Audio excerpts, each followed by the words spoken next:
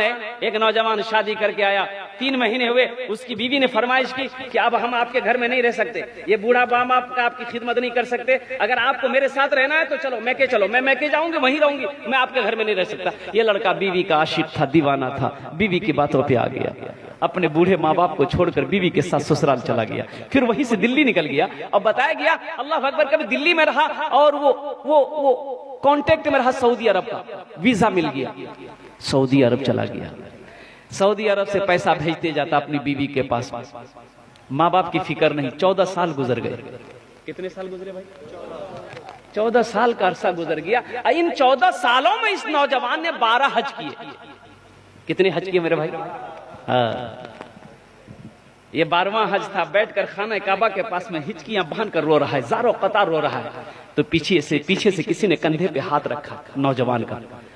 ए नौजवान, कौन ऐसा गुनाह किया है, कौन ऐसा गुनाह किया है जो इस ज़ारो कतार से रो रहा है?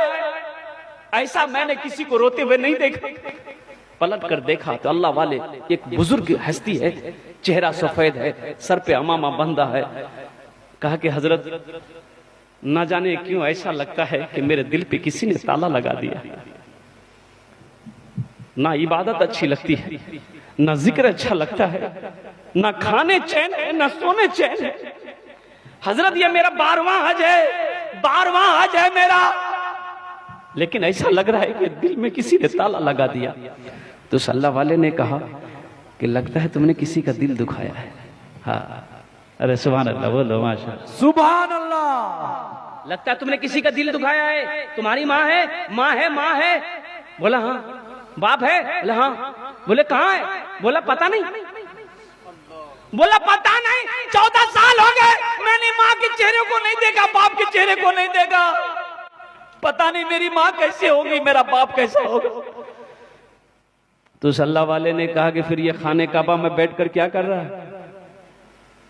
क्या कर रहा है? उठ जा भाग, अपनी माँ रूठे हुए माँ बाप से माफी मांग ले। अगर उन्होंने माफ कर दिया तो अल्लाह तेरे दिल के ताले को खोल देगा। सुभान अल्लाह, सुभान अल्लाह। खाने काबा में बैठकर क्या कर रहा है? जा, खाने काबा में बैठकर क्या कर रहा है? जा।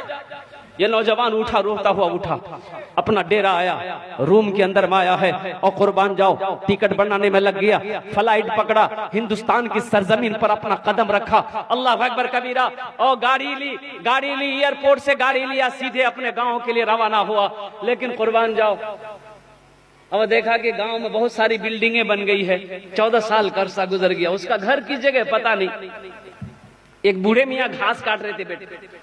इस नौजवान ने कहा कि थोड़ा पूछ लूं अब्बा के बारे में, मम्मी के बारे में। तो उनसे पूछा कि चचा, ये अपना बाप का नाम लेके पूछा कि अब्दुल्ला साहब का घर कौन सा है? तो बूढ़े मियाँ ने नीचे से ऊपर तक देखा उस नौजवान को, कहा कि कौन अब्दुल्ला मियाँ? वो बेचारे तब इस दुनिया में नहीं रहे। उसका एक नालायक बेटा था, अपने माँ बाप को छोड़कर चला गया। बेटा का गम बर्दाश्त ना कर सका, बेचारा इस दुनिया से रुक सकता। इस नौजवान की आंखों से आंसू जारी हो गया। फिर वो नौजवान पूछता है कि उसकी बीवी का क्या बना? उसकी बीवी, अपनी माँ के बारे में पूछा कि उसकी बीवी का क्या बना? तो कहा कि वो उसकी बीवी बेचारी शौहर के मरने के बाद दूसरे के घर में काम करती थी, किसी तरह रोटी रोजी उनकी चलती थी। लेकिन अब सुने में उसको फालिज मार दिया है, बिस्तर पे पड़ी रहती है। जिसको होता है खाना लाकर देता है, जिसको नहीं होता खाना लाकर नहीं देता है। अब तो पता ये भी चला है कि उसकी आंखों की रोशनी भी खत्म हो गई। बस उनकी एक आखिरी ख्वाहिश ये की रट लगाती रहती है कि मौला उस वक्त तक मेरे जिस्म से रूह ना निकले जब तक कि मैं अपने बेटे के चेहरे को ना देख। ना जाने वो कौन नालायक बेटा है जो अपनी माँ को छोड़कर भागा हुआ है। अब माँ है कि उसके लिए जान कुर्बान करने को तैयार। ये नौजवान ज़ारो कतार रोने लगा। कांपते हुए कदम से अपने आंगन में कदम रखा है। चारपाई पे देखा कि एक ज़ईफा, एक बूढ़ी सुकड़ कर बैठी। कदमों की आहट को सुनकर बुढ़िया ने आवाज लगाई, कौन है? कौन है? तो लरसते हुए आवाज में, कांपते हुए आवाज में इस नौजवान ने कहा कि माँ, तेरा गुनहगार बेटा तेरे सामने खड़ा।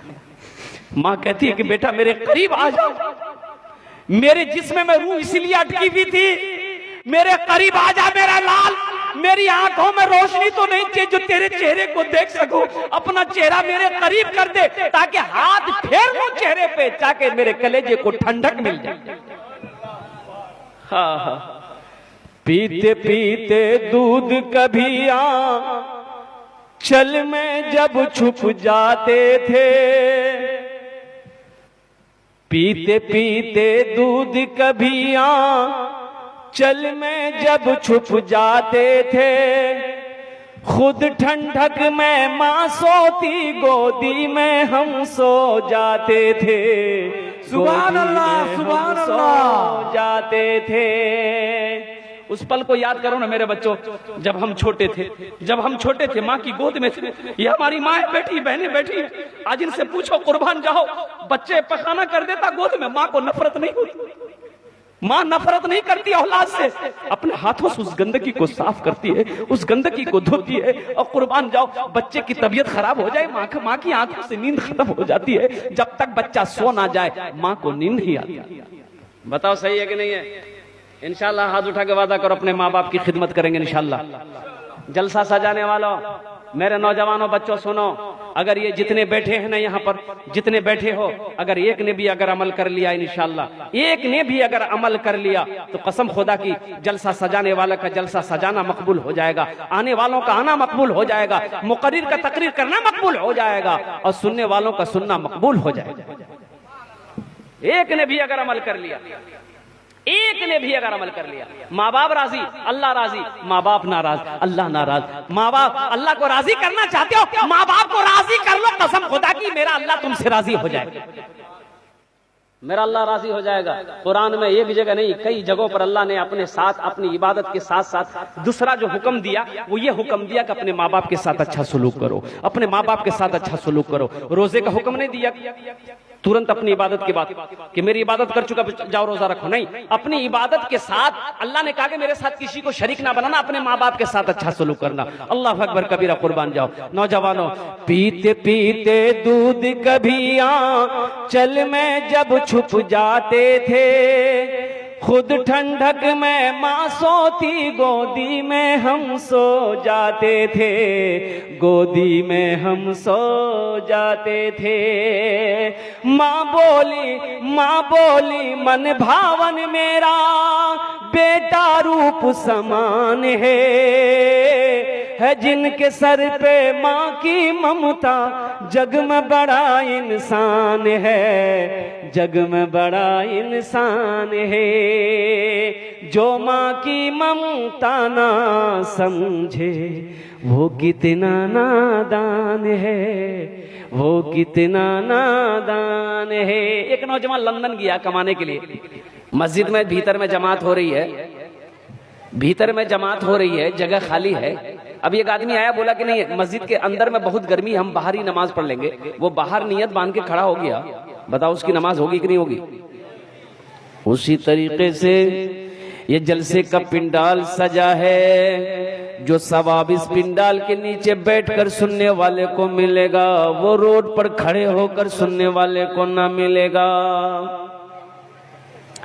एक गुजारिश करेंगे, आप लोग खड़े हो जाएं भाई, सारे लोग खड़े होकर थोड़ा आगे आ जाओ तो भाई। अरे भाई, अरे भाई आ जाओ, पीछे रोड में खड़े होने वाले। और नौजवानों, अरे मेहमान को इतने दूर से बुलाया हो, अल्लाह अकबर कबीरा, मेहमान को बोला कि अपने दूर भाग रहे हो, थोड़ा करीब आ जाओ तो भाई। जो लोग बैठे हैं, जितने भी लोग बैठे हैं पीछे, उनसे मेरी गुजारिश, अगर मेरी आवाज सुन रहे हैं, अगर वो मेरी आवाज उनके कानों तक जा रही, थोड़ा थोड़ा आगे आ जाओ मेरे भाई, थोड़ा जलसे को बनाओ। इधर कोने में बैठे हैं नौजवानों, इधर आ जाओ। ए बाबू इधर आना, असल जेंटलमैन से तो वहां बैठा हुआ, आ जाओ भाई, इधर इधर सामने आ, इधर सामने आ, जगह खाली है। इधर वाले खड़े वाले, ये खड़े जितने भी नौजवान बाबू बैठ जाओ, कबूलियत की घड़ी है, दुआ लेके जाओ, दुआ करके जाओ, तो पूरी रात का जगना बेकार हो जाएगा। बैठ जाओ, दुआ लेके जाओ। वाह,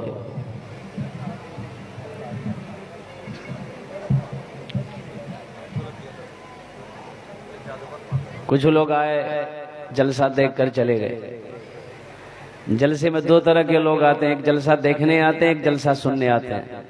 देखने वाले कहाँ हैं? बाजारों में घूम रहे हैं, दुकान में घूम रहे हैं, मार्केट में घूम रहे हैं, वो देख रहे हैं, जलसा देख रहे हैं। सुनने वाले कहाँ हैं? पिंडाल में बैठे हैं। तो बताओ फायदा किसे मिलेगा? हाँ हाँ,